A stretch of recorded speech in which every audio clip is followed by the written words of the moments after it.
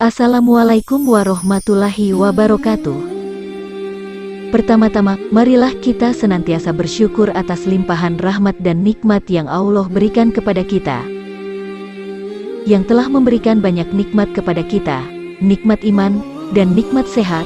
Tak lupa sholawat serta salam, tak henti-hentinya kita haturkan kepada Rasulullah Shallallahu Alaihi Wasallam, yang kita tunggu syafaatnya di hari kiamat nanti.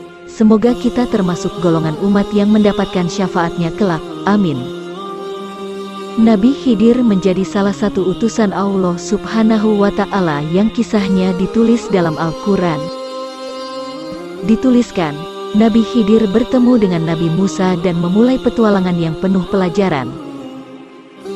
Kisah Nabi Khidir dan Nabi Musa ini diceritakan lengkap dalam Al-Quran Surat Al-Kahfi ayat 60-82. Ketika itu Nabi Musa diketahui tengah melakukan perjalanan jauh menuju ke arah laut.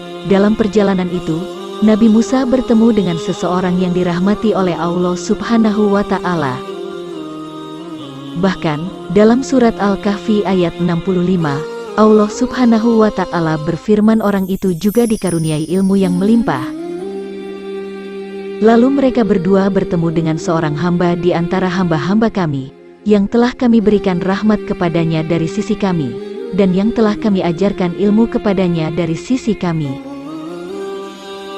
Nabi Musa pun bertanya kepada orang itu yang tidak lain adalah Nabi Khidir untuk menjadi muridnya.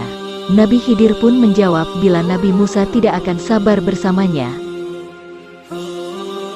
Dia menjawab, "Sungguh, engkau tidak akan sanggup sabar bersamaku, dan bagaimana engkau akan dapat bersabar atas sesuatu, sedang engkau belum mempunyai pengetahuan yang cukup tentang hal itu." Kisah Nabi Khidir dan Nabi Musa pun dimulai. Hanya saja, Nabi Khidir meminta agar Nabi Musa tak menanyakan apapun sampai Nabi Khidir sendiri yang menjelaskannya.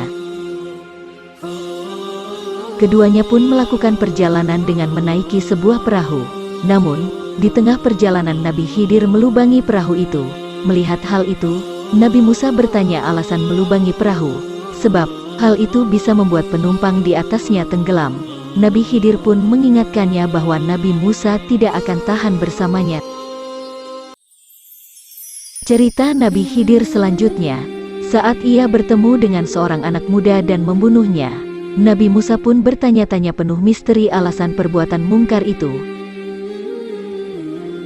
Nabi Khidir pun lagi-lagi mengingatkan Nabi Musa bahwa ia tidak akan mampu bersabar ketika tengah bersamanya.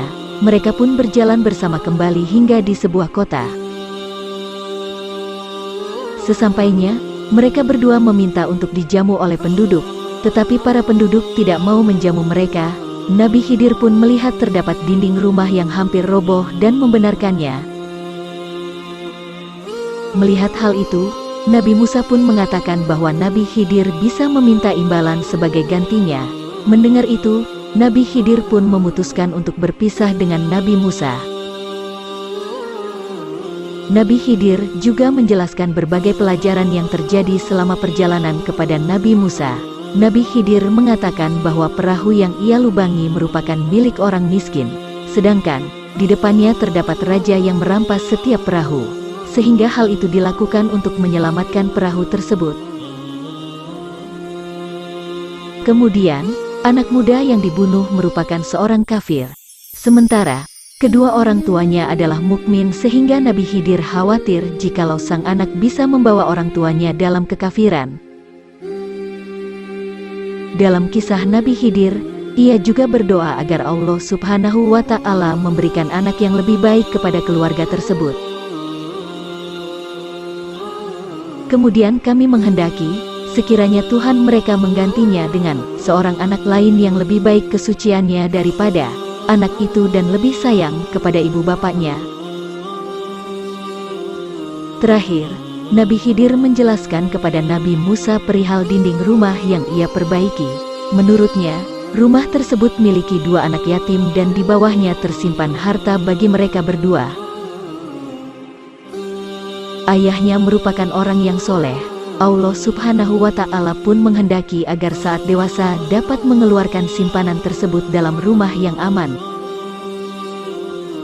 Demikian informasi ini yang dapat kami sampaikan pada kesempatan ini. Semoga dapat bermanfaat bagi kita semua, dan dapat kita aplikasikan dalam kehidupan sehari-hari.